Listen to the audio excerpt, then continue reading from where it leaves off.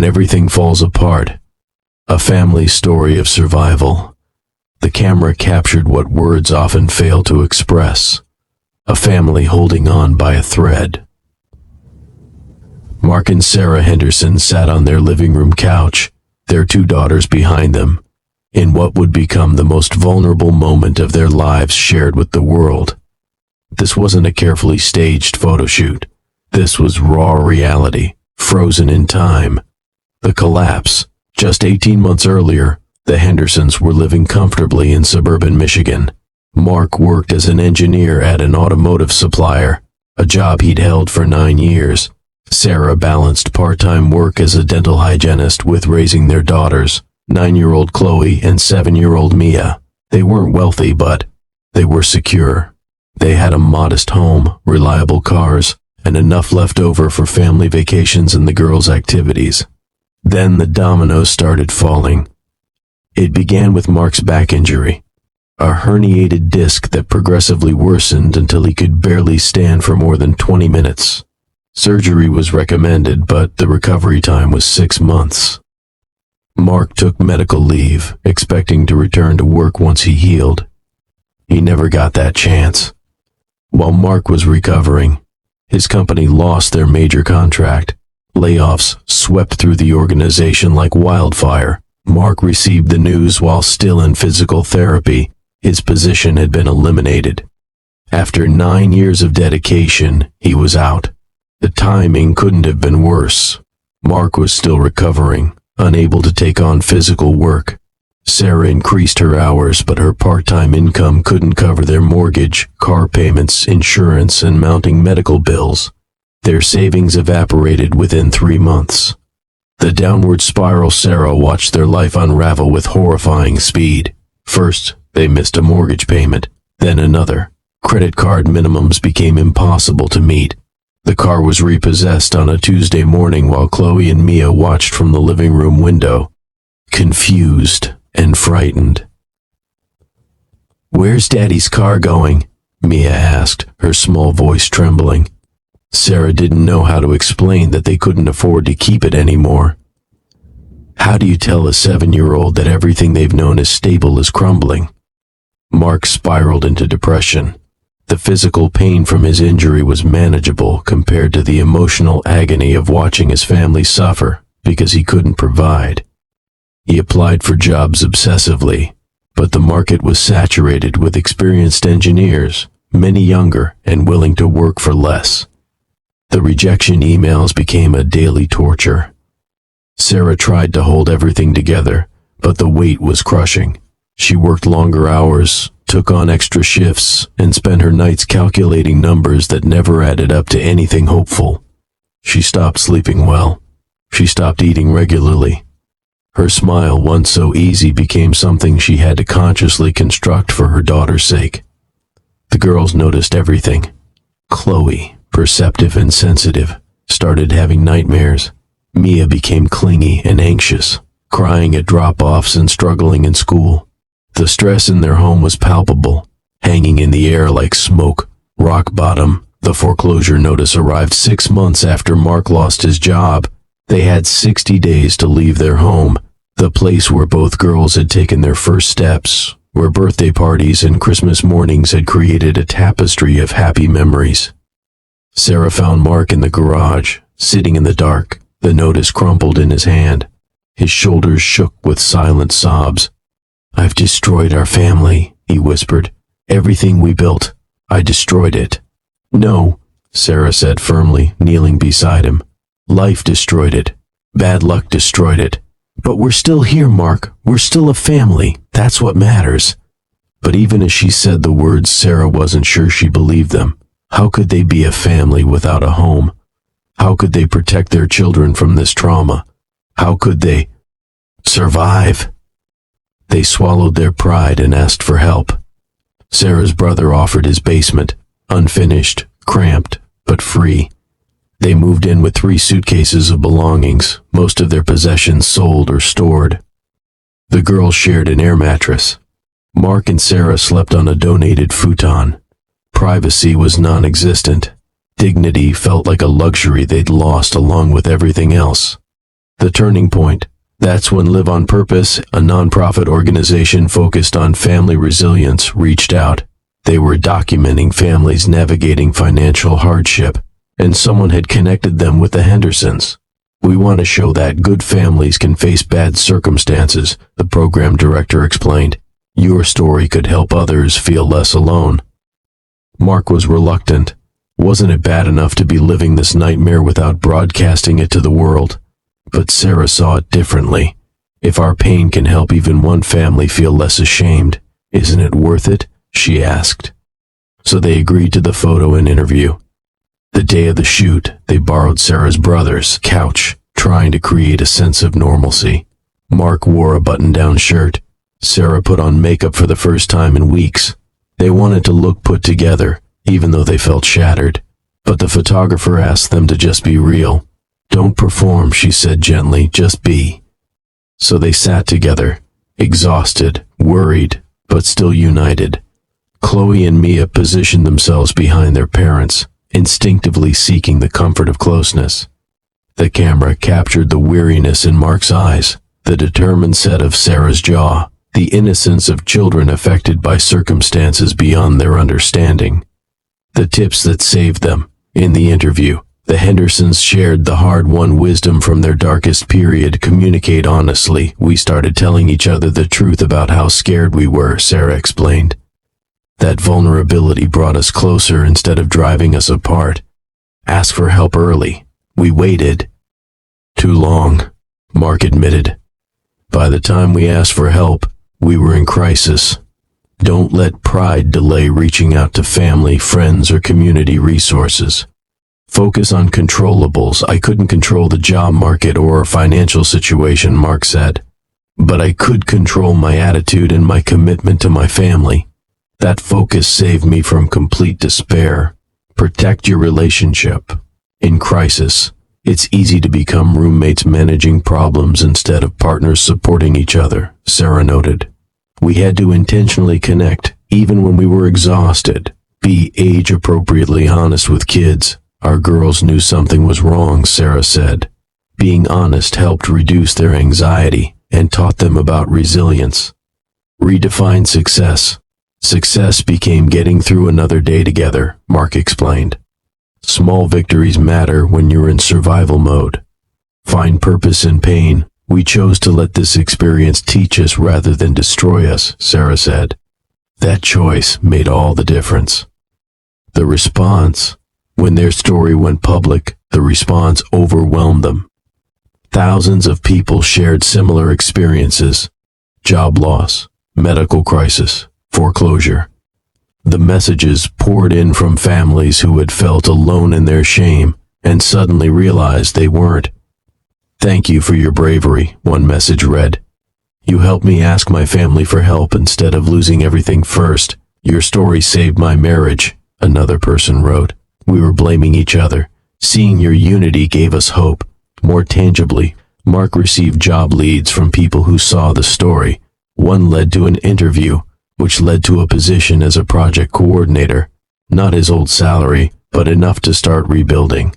Where they are now, a year after that photo was taken, the Hendersons moved into a small rental house. It's modest, but it's theirs. The girls have their own room again. Sarah and Mark sleep in an actual bedroom with a door that closes. Mark's job isn't glamorous, but it's stable. Sarah continues working, and they're slowly paying down debt. They'll probably never own a home again, at least not for many years. Their credit is damaged, their savings non-existent, their retirement plans derailed. But they're together, they're surviving, and slowly, carefully, they're beginning to believe in the possibility of thriving again. Chloe still worries more than a 10-year-old should. Mia has separation anxiety. Mark battles depression. Sarah struggles with financial PTSD, panicking at unexpected expenses. Recovery isn't linear or complete. The scars remain, but so does the love. So does the resilience. So does the family that refused to break, even when everything else did. The message: if the Hendersons could speak to families in crisis today, they would say this: you are not alone. You are not failures. Your struggle doesn't define your worth or your family's value. Ask for help. Be honest with each other. Focus on what you can control. Celebrate small victories. Choose purpose over victimhood. These tips won't solve all your problems. They won't pay your bills or eliminate your stress, but they might help you survive with your family intact, your dignity preserved, and your hope still flickering. And sometimes survival is enough. Sometimes survival is everything. The photo of the Henderson family remains a powerful testament to the strength of ordinary people facing extraordinary hardship. Behind the weary eyes and brave faces is a story that thousands of American families live every day. A story of loss, struggle, perseverance, and the enduring power of family love. They didn't choose this struggle, but they chose how to face it. That choice changed everything. She found herself making bargains with God, promises she knew she might not be able to keep. Please, she thought, please let him be okay. Take me if you have to, but let him be okay. And then, as suddenly as it had started, the shooting stopped. The silence that followed was almost as terrifying as the gunfire had been. Sarah could hear the sound of engines, the vehicles speeding away, tires squealing as they fled the scene. She could hear car alarms going off, triggered by stray bullets. She could hear crying, moaning, people calling for help. But she didn't move. She stayed there, covering Danny, waiting to be sure it was really over. "Mommy?" Danny's voice was muffled against her dress, but she could hear the fear in it, the confusion, the trauma that had already begun to set in. "Mommy, I'm scared." "I know, baby," Sarah whispered, her own voice shaking. "I know, but it's over now. We're okay. We're going to be okay." She wasn't sure if she was trying to convince him or herself. Slowly, carefully, Sarah lifted her head and looked around. The street that had been so peaceful just minutes ago now looked like a war zone. The windows of Mr. Chen's grocery store had been shattered, glass scattered across the sidewalk like deadly diamonds. The black SUV was still there, but riddled with bullet holes, smoke beginning to pour from under its hood. The silver sedan was gone, presumably fled with the other shooters.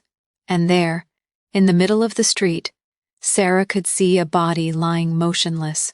She quickly looked away, not wanting to see, not wanting to know. Behind them, she could hear sirens now, the wail of police cars and ambulances responding to what had surely been multiple 911 calls. Help was coming. They were going to be okay. She kept repeating that to herself like a mantra. They were going to be okay. Sarah sat up slowly, pulling Danny into her lap, holding him close. She checked him over with trembling hands, looking for any sign of injury, any indication that he had been hurt. But by some miracle, he appeared to be physically unharmed. Not a scratch on him, just his face, pale and tear-stained, his eyes wide with shock. "It's okay," she kept saying, rocking him gently, smoothing his dark curls with her hand. "It's okay, sweetheart. Mommy's here. I've got you. You're safe now." But even as she said the words, she knew they were hollow. Danny wasn't safe. Neither of them were. Safety was an illusion, she realized, something she had been telling herself to get through each day. But the truth was that nowhere was truly safe, and this moment had shattered that comforting lie forever. As the first police car arrived, its lights flashing blue and red, Sarah looked down at Danny and saw that he was staring at something over her shoulder. She turned to follow his gaze and felt her stomach drop. The building across from them, the old apartment complex that had been scheduled for renovation, was on fire. Flames were licking out of a ground floor window, and smoke was beginning to pour into the street. A stray bullet must have hit something flammable, she realized. This nightmare wasn't over yet. "We need to move," Sarah said, her voice suddenly firm with purpose. Whatever shock she had been feeling was pushed aside by the need to protect her son. She scooped Danny up into her arms, even though at 4 years old he was getting heavy for her to carry, and began to move away from the burning building.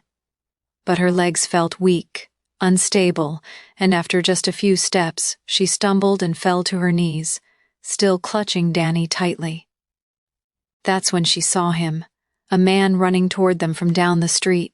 He was dressed in a dark suit, though his jacket was open and his white shirt was disheveled. There was an urgency in his movements, and as he got closer, Sarah could see the fear in his eyes. He was afraid, just like her, just like everyone else on this street. Whatever had happened here, whatever gang war or drug deal gone wrong had erupted in their neighborhood. It had shattered the lives of everyone present. The man reached them and immediately dropped to his knees beside Sarah. "Are you hurt?" he asked, his voice breathless from running. "Is your son okay?" Sarah could only nod, still unable to form words. The shock was setting in now, making her feel disconnected from her body, as if she were watching this scene from somewhere far away. "We need to get you away from here," the man said, glancing back at the burning building. The fire was spreading quickly, and Sarah could hear the panicked shouts of residents inside, the sound of windows breaking as people tried to escape. The man helped Sarah to her feet, supporting her weight as her legs threatened to give out beneath her. Other people were running now too, some toward the chaos, trying to help, others away from it, seeking safety. It was pandemonium, the peaceful Brooklyn morning transformed into a scene of urban tragedy. Firefighters arrived within minutes, their truck blocking off the street as they began to battle the blaze.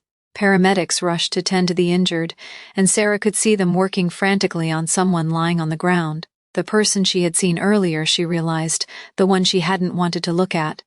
Police officers were everywhere now, setting up barriers, questioning witnesses, documenting the scene. The area had become a crime scene, evidence of the violence that had erupted without warning in their neighborhood. Sarah found herself sitting on the curb, still holding Danny in her lap, still unable to let him go. A paramedic approached them, a kind-faced woman with gentle hands who checked them both over despite Sarah's insistence that they were fine. "Shock is a serious thing," the paramedic said quietly. "You both need to be examined properly. You've been through something traumatic." But Sarah barely heard her. She was watching the activity around them with hollow eyes, seeing but not really processing. A police detective came to talk to her eventually, once the immediate crisis had been managed. He was in his 50s, with gray hair and tired eyes that had probably seen too much in his years on the force. "Ma'am, I need to ask you some questions about what you saw," he said, his voice professional but not unkind.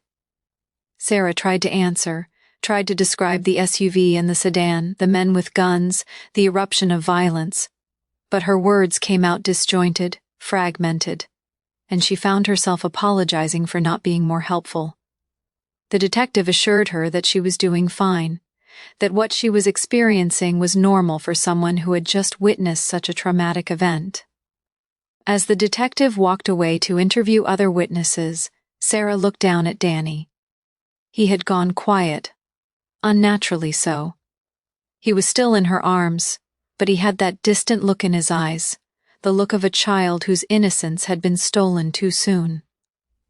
This morning his biggest worry had been whether there would be a sandbox at preschool. Now he had witnessed violence that most adults would struggle to process. How do you explain something like this to a 4-year-old? How do you help him understand that the world can be both beautiful and terrible? That the same street where Mrs. Rodriguez bakes bread and Mr. Chen sells groceries can also be the site of gunfire and death? "We were supposed to go to school today," Danny said suddenly, his voice small and monotone. It was the first thing he had said since the shooting had ended, and the simple statement broke Sarah's heart. Yes, she thought, we were supposed to go to school. We were supposed to have a normal day, a happy day, a day that marked the beginning of new adventures. Instead, we got this. "I know, sweetheart," Sarah said, pressing a kiss to the top of his head. "I know. We'll try again another day, okay?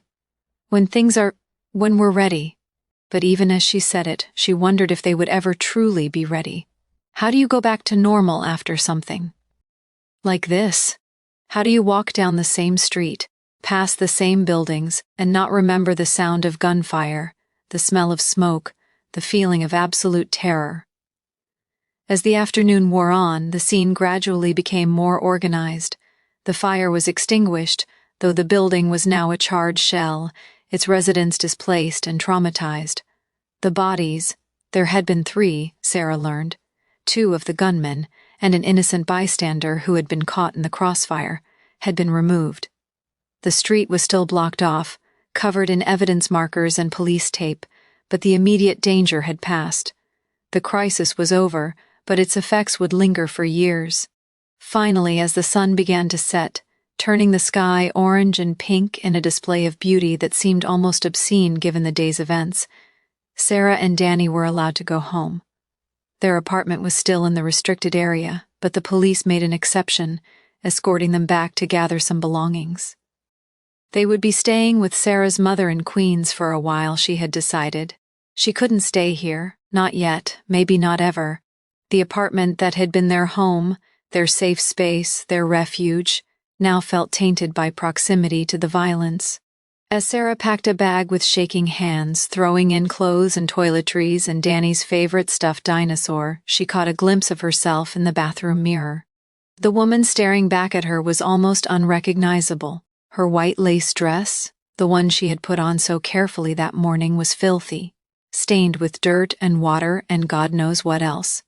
Her blonde hair had come loose from its braid and hung in tangled strands around her face, but it was her eyes that shocked her the most. They looked haunted, hollow, like something essential had been drained out of them. That night, lying in her childhood bedroom in her mother's house, with Danny pressed close against her side, Sarah couldn't sleep. Every time she closed her eyes, she heard the gunfire. Every sound, the creak of the house settling, the distant sound of traffic, even her mother's footsteps in the hallway, made her heart race with fear. Danny was no better. He woke up screaming 3 times, crying out for his mother even though she was right there beside him, holding him, promising him safety that she wasn't sure she could deliver. In the days that followed, Sarah learned more about what had happened. It had been a gang-related shooting, retaliation for something that had occurred weeks earlier in another neighborhood. The men in the SUV had been targeting the men in the sedan, and neither group had given any thought to the innocent people around them, the families, the children, the people just trying to live their lives. The police made several arrests, but Sarah knew that justice, if it came at all, would be slow and incomplete. The damage had been done. The media coverage was extensive but brief, the way it always is with urban violence, for a few days. Their street was famous, featured on the evening news and in newspaper articles. Reporters interviewed residents, filmed the burned-out building, talked about the epidemic of gang violence in American cities. But then another tragedy occurred somewhere else, and the cameras moved on, and their street was forgotten by everyone except those who lived there and those who had been traumatized by what happened. Sarah tried to return to work after a week, but she couldn't focus.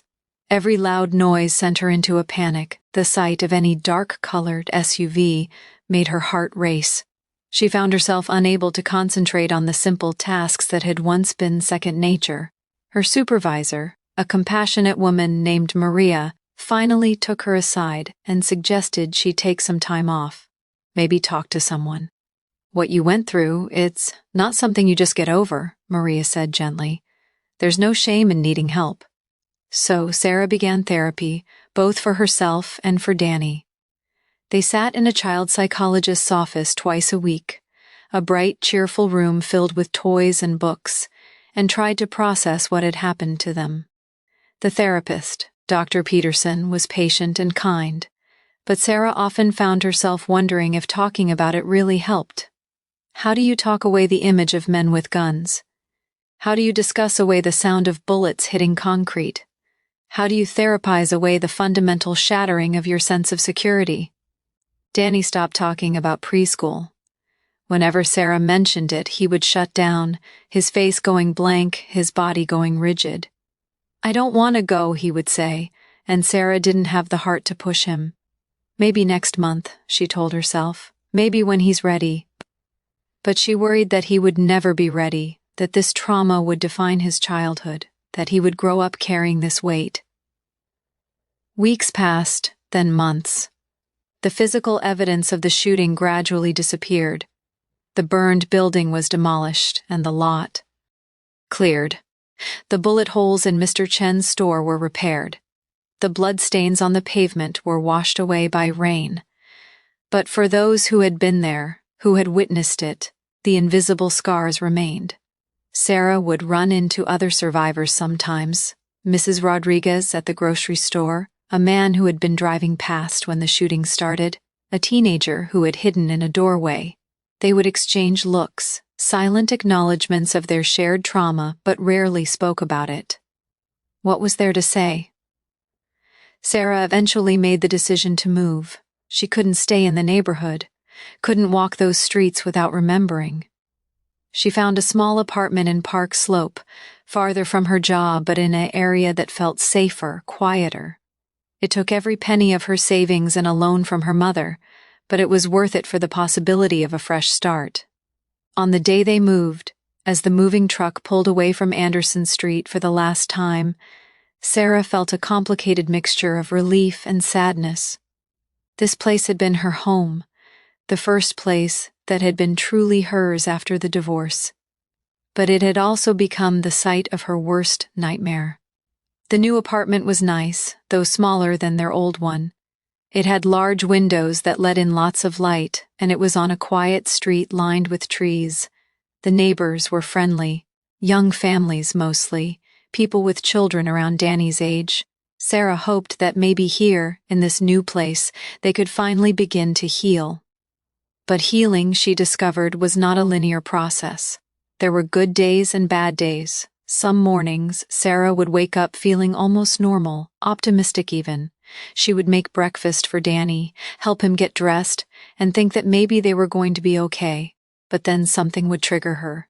A car backfiring, a scene of violence on TV, even just the sight of someone wearing a black suit like the man who had helped them that day. And she would be right back there, lying on that wet pavement, hearing those gunshots, feeling that absolute terror. Danny's trauma manifested differently. He became clingy, refusing to let Sarah out of his sight. He developed nightmares that woke him several times a night, leaving them both exhausted. He stopped being the chatty, curious child he had been before, becoming instead quiet and withdrawn. When Sarah tried to enroll him in a different preschool, hoping that a change of location might help, he had a complete meltdown, screaming and crying so violently that the teachers called Sarah to come pick him up.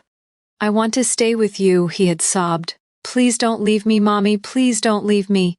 It broke Sarah's heart to see what this had done to him, to see how one morning's violence had altered the trajectory of his development. She wondered constantly if he would ever be the same, if he would carry this with him into adulthood, if it would affect his relationships, his ability to trust, his fundamental sense of safety in the world. She blamed herself endlessly. If only they had left the house 5 minutes earlier or 5 minutes later. If only they had taken a different route. If only, if only, if only. Sarah's relationships suffered too. She withdrew from friends, unable to relate to their normal concerns and complaints. She stopped dating entirely, though she hadn't been doing much of that anyway as a single mother. Her parents tried to help, but their constant worry and hovering only made her feel more fragile, more broken. "We're fine," she would insist, even though they clearly weren't. "We're handling it." But the truth was, she didn't know how to handle it.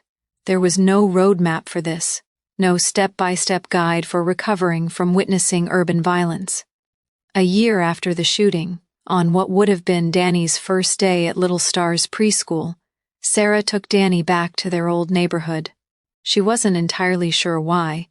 Maybe she needed to prove to herself that she could, or maybe she hoped that confronting the place would somehow help her move past it.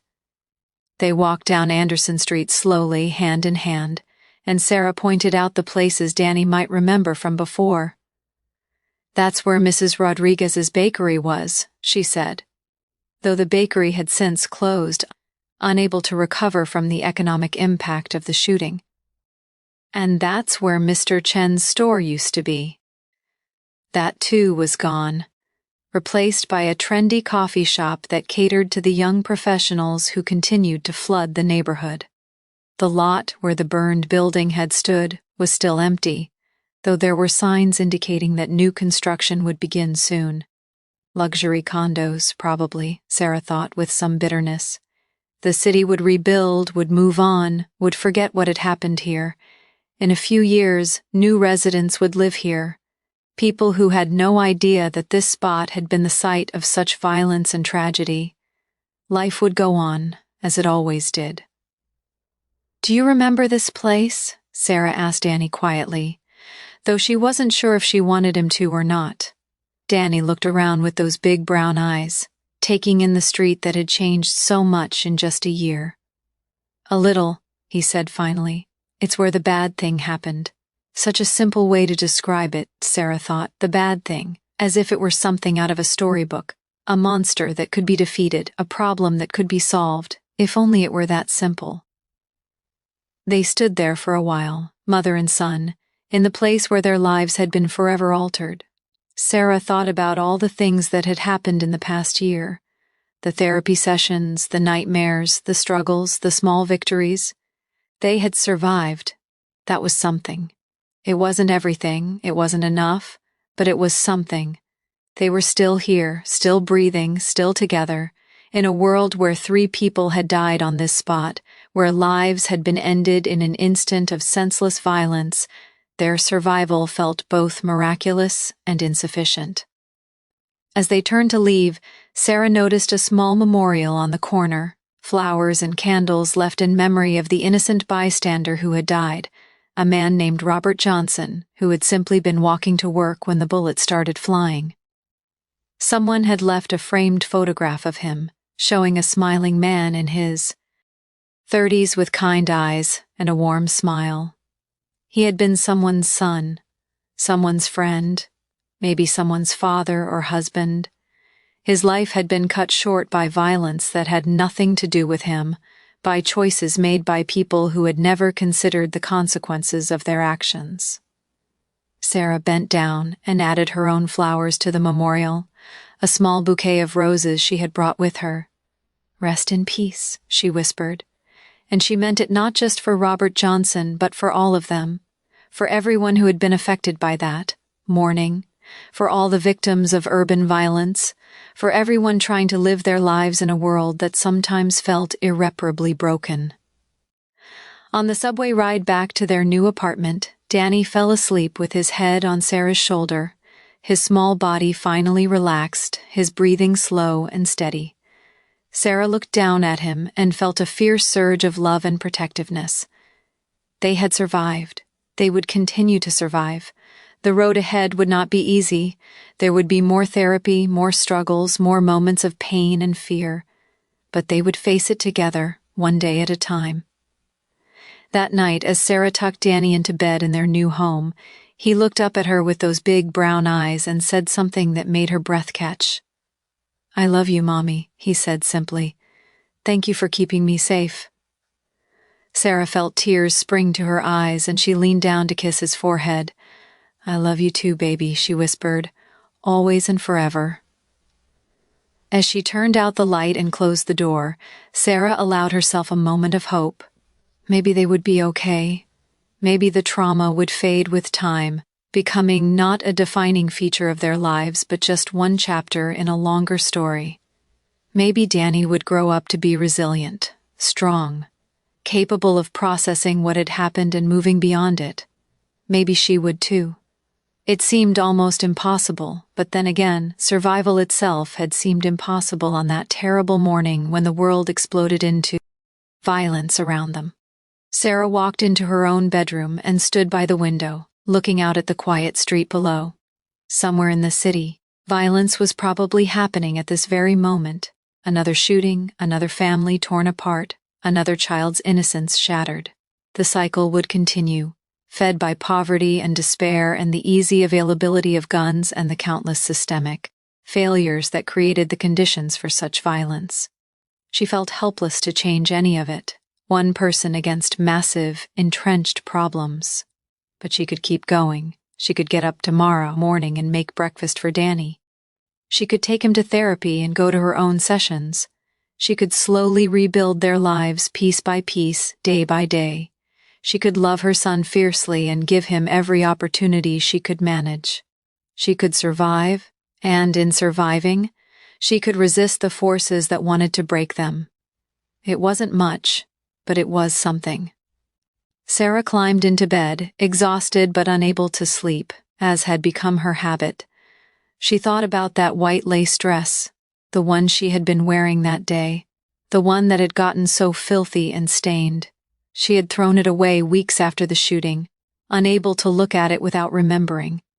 But sometimes she wished she had kept it, as a reminder of who she had been before, a young mother full of hope, walking her son to his first day of preschool, believing in the fundamental safety of the world. That woman felt like a stranger now, someone from a different life, a different world. But maybe, Sarah thought as she finally began to drift off to sleep, maybe that woman wasn't entirely gone. Maybe pieces of her remained, buried under the trauma and fear but still there, waiting to reemerge. Maybe healing wasn't about going back to who you were before, but about learning to integrate what had happened into who you were now. About finding a way to carry the weight without being crushed by it. The future was uncertain, as futures always are. But for now, in this moment, Sarah and Danny were safe. They were together. They were alive. And in a world where those things could be taken away in an instant, that was enough.